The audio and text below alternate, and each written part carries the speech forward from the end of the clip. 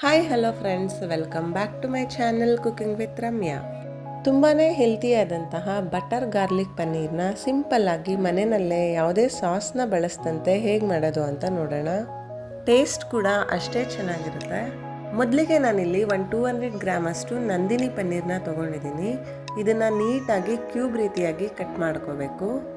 Quantity ನೀವು ಹೆಚ್ಚು ಕಡಿಮೆ ಮಾಡ್ಕೋಬೋದು. ಈವನ್ ಸೈಜ್ ಕೂಡ ದೊಡ್ಡದು ಚಿಕ್ಕದು ನಿಮ್ಗೆ ಯಾವ ರೀತಿ ಬೇಕೋ ಆ ರೀತಿಯಾಗಿ ಕಟ್ ಮಾಡ್ಕೋಬೋದು. ನೋಡಿ, ನಾನು ಇಷ್ಟು ಮಾಡ್ಕೊಂಡಿದ್ದೀನಿ.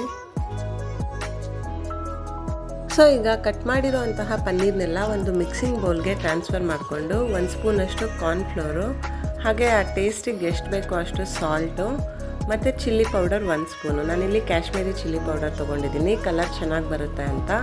ಸೊ ಇದನ್ನೆಲ್ಲ ಚೆನ್ನಾಗಿ ಮಿಕ್ಸ್ ಮಾಡ್ಕೋಬೇಕು. ಸೊ ಈಗ ನೀಟಾಗಿ ಮಿಕ್ಸ್ ಆಗಿದೆ. ಇದನ್ನೆಲ್ಲ ಒಂದು ಪ್ಯಾನ್ ಇಟ್ಕೊಂಡು ಒಂದು ಸ್ವಲ್ಪ ಬಟರ್ ಹಾಕ್ಕೊಂಡು, ಬಟರ್ ಕರಗಿದ ನಂತರ ನಾವೇನು ಮಿಕ್ಸ್ ಮಾಡ್ಕೊಂಡಿದ್ವಿ ಪನ್ನೀರು, ಅದನ್ನೆಲ್ಲ ನೀಟಾಗಿ ಒಂದೊಂದಾಗಿ ಇದಕ್ಕೆ ಸೇರಿಸ್ಕೊಂಡು ಫ್ರೈ ಮಾಡ್ಕೋಬೇಕಾಗುತ್ತೆ. ಈ ಪನ್ನೀರ್ಗಳನ್ನ ರೋಸ್ಟ್ ಮಾಡ್ಕೊಳ್ಳೋದಕ್ಕೆ ನೀವು ಬಟರ್ ಅಥವಾ ಆಯಿಲ್ ಯಾವುದನ್ನು ಬೇಕಾದ್ರೂ ಯೂಸ್ ಮಾಡ್ಕೋಬೋದು. ಆದರೆ ಡೀಪ್ ಫ್ರೈ ಮಾಡೋ ಅಗತ್ಯ ಏನಿರೋದಿಲ್ಲ. ಗ್ಯಾಸ್ ಫ್ಲೇಮ್ನ ಮೀಡಿಯಮೇ ಇಟ್ಕೊಂಡು ನೀಟಾಗಿ ಸಾಟ್ ಮಾಡ್ಕೋಬೇಕಾಗುತ್ತೆ. ನಾವು ಈ ಪನ್ನೀರ್ಗಳನ್ನೆಲ್ಲ ಎಷ್ಟು ಚೆನ್ನಾಗಿ ಫ್ರೈ ಮಾಡಿಕೊಂಡು ರೋಸ್ಟ್ ಮಾಡ್ಕೋತೀವೋ ಟೇಸ್ಟ್ ಅಷ್ಟೇ ಚೆನ್ನಾಗಾಗುತ್ತೆ ಮತ್ತು ಕ್ರಿಸ್ಪಿಯಾಗಿ ಕೂಡ ಬರುತ್ತೆ.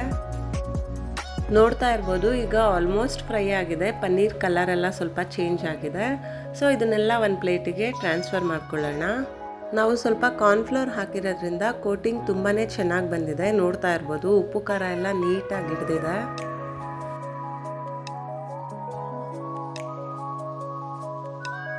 ಸೊ ನೆಕ್ಸ್ಟ್ ನಾವಿಲ್ಲಿ ಅದೇ ಪ್ಯಾನಿಗೆ ಇನ್ನೂ ಸ್ವಲ್ಪ ಬಟರ್ನ ಹಾಕ್ಕೊಂಡು ಒಂದು 8 ರಿಂದ 10 ಬೆಳ್ಳುಳ್ಳಿನ ನೀಟಾಗಿ ಅಂದರೆ ಸ್ಲೈಸ್ ರೀತಿಯಾಗಿ ಕಟ್ ಮಾಡಿಕೊಂಡು ಫ್ರೈ ಮಾಡ್ಕೋಬೇಕಾಗತ್ತೆ. ನೆಕ್ಸ್ಟ್ ನಾನಿಲ್ಲಿ ಉದ್ದುದ್ದಕ್ಕೆ ಹೆಚ್ಚಿರೋ ಅಂಥ 3 ಹಸಿಮೆಣಸಿನ್ಕಾಯಿನೂ ಕೂಡ ಇದರಲ್ಲಿ ಹಾಕ್ಕೊಂಡು ಫ್ರೈ ಮಾಡ್ಕೋತಾ ಇದ್ದೀನಿ. ಇದು ಸ್ವಲ್ಪ ಫ್ರೈ ಆದಮೇಲೆ ಸಣ್ಣ ಕಟ್ ಮಾಡ್ಕೊಂಡಿರೋ ಅಂತಹ ಒಂದು ಈರುಳ್ಳಿನ ಹಾಕ್ಕೊಳ್ಳೋಣ. ಅದನ್ನು ಕೂಡ ಫ್ರೈ ಮಾಡ್ಕೋಬೇಕಾಗತ್ತೆ. ನೆನ್ಪಿಟ್ಕೊಳ್ಳಿ, ನಾವು ಈ ರೀತಿಯಾಗಿ ಮಂಚೂರಿ ಅಥವಾ ಏನೇನೇ ಮಾಡಬೇಕಾದ್ರೆ ಗ್ಯಾಸ್ ಫ್ಲೇಮ್ ಸ್ವಲ್ಪ ಮೀಡಿಯಮ್ ಆಗಿ ಅಂದರೆ ಹೈಯೇ ಇಟ್ಕೊಂಡು ಫ್ರೈ ಮಾಡ್ಕೋಬೇಕು. ಈಗ ಒಂದು ಅರ್ಧ ಕ್ಯಾಪ್ಸಿಕಮ್ನು ಕೂಡ ಸಣ್ಣಗೆ ಹೆಚ್ಕೊಂಡು ಹಾಕ್ಕೊಂಡು ಫ್ರೈ ಮಾಡ್ಕೋತಾ ಇದ್ದೀನಿ, ಯಾಕಂದರೆ ಇವೆಲ್ಲ ಕ್ರಿಸ್ಪಿಯಾಗಿರಬೇಕು. ನೆಕ್ಸ್ಟು ರುಚಿಗೆ ಎಷ್ಟು ಬೇಕೋ ಅಷ್ಟು ಉಪ್ಪನ್ನ ಹಾಕ್ಕೊಂಡಿದ್ದೀನಿ, ಹಾಗೆ ಒಂದು ಅರ್ಧ ಟೀ ಸ್ಪೂನಷ್ಟು ಪೆಪ್ಪರ್ ಪೌಡರ್. ನೋಡಿ, ಇದನ್ನೆಲ್ಲ ನೀಟಾಗಿ ಸಾಟ್ ಮಾಡ್ಕೋಬೇಕು. ಈಗ ಒಂದು ಅರ್ಧ ಸ್ಪೂನಷ್ಟು ಕಾರ್ನ್ಫ್ಲೋರ್ನ ನೀರಲ್ಲಿ ಮಿಕ್ಸ್ ಮಾಡಿ ಹಾಕ್ಕೊಂಡಿದ್ದೀನಿ, ಯಾಕಂದರೆ ಈ ಪನ್ನೀರೆಲ್ಲ ನೀಟಾಗಿ ಕ್ರಿಸ್ಪಿಯಾಗಿ ಆಗಲಿ ಅನ್ನೋದಕ್ಕೆ.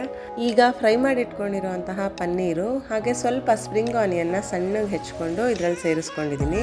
ಎಲ್ಲನೂ ನೀಟಾಗಿ ಫ್ರೈ ಮಾಡ್ಕೋಬೇಕಾಗುತ್ತೆ.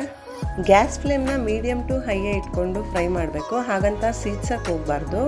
ಚೆನ್ನಾಗಿ ಫ್ರೈ ಮಾಡಿಕೊಂಡ್ರೆ ಕ್ರಿಸ್ಪಿಯಾಗಿ ನೀಟಾಗಿ ಆಗುತ್ತೆ. ಸೊ ನಾವು ಕಾರ್ನ್ಫ್ಲೋರ್ನ ನೀರಲ್ಲಿ ಮಿಕ್ಸ್ ಮಾಡಿ ಹಾಕಿರೋದ್ರಿಂದ ಕೋಟಿಂಗ್ ಎಲ್ಲ ಚೆನ್ನಾಗಿ ಬಂದಿದೆ, ನೋಡ್ತಾ ಇರ್ಬೋದು. ಹಾಗೆ ಲಾಸ್ಟಲ್ಲಿ ಒಂದು ಅರ್ಧ ಹೋಳು ನಿಂಬೆಹಣ್ಣಿನ ರಸನ ಹಾಕಬೇಕು. ಆ ಕ್ಲಿಪ್ಪಿಂಗ್ ಮಿಸ್ ಆಗಿದೆ, ಸೊ ನೀವು ಆ್ಯಡ್ ಮಾಡ್ಕೊಳ್ಳಿ.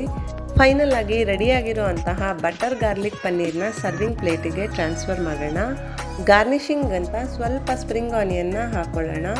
ತುಂಬಾ ಹೆಲ್ತಿಯಾದಂತಹ ರುಚಿಕರವಾದಂತಹ home made butter garlic paneer ಈಗ ರೆಡಿಯಾಗಿದೆ. ನೀವು ಕೂಡ ಒಮ್ಮೆ ಟ್ರೈ ಮಾಡಿ, ಖಂಡಿತವಾಗ್ಲೂ ಚೆನ್ನಾಗಾಗುತ್ತೆ. ಹೊರಗಡೆಯಿಂದ ಕ್ರಿಸ್ಪಿಯಾಗಿ ಒಳಗೆಲ್ಲ ಸಾಫ್ಟಾಗಿ, ಟೇಸ್ಟ್ ಅಂತೂ ಅಷ್ಟು ಚೆನ್ನಾಗಾಗುತ್ತೆ.